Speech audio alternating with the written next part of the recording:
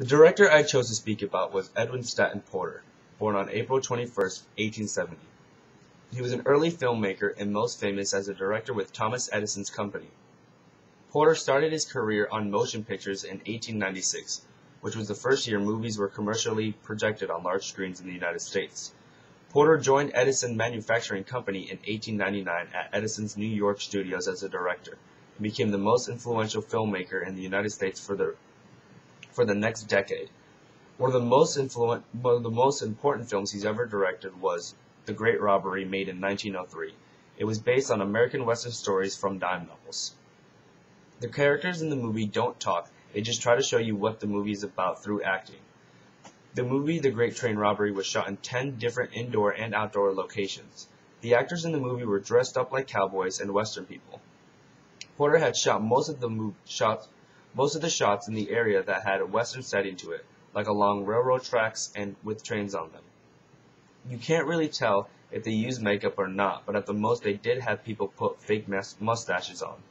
Back then, I don't think they had such technical special lighting for movies, but most of this movie is outside anyway, so it's probably lit by the sun. The scenes that were inside were probably lit with regular light bulbs. Most scenes were shot from a still one-view camera. The camera was placed at a good distance away so you could see the whole scene, but they never did close-ups. But when they did need to follow certain characters in the movie, the camera never followed them by moving its position, but just rotating from left, right, up, and down. Porter was one of the first directors to make such fast scenes in his day, and to do so he had used the cross-cutting in editing. Seeing as actors did not speak in these old movies, Porter had put background music during the entire movie. The music would in a way set the mood of each scene. If there was a dangerous part in the movie, then the music would get loud and intense. Throughout his career, he had started to develop new techniques such as side lighting, close-ups, and change shots within a scene.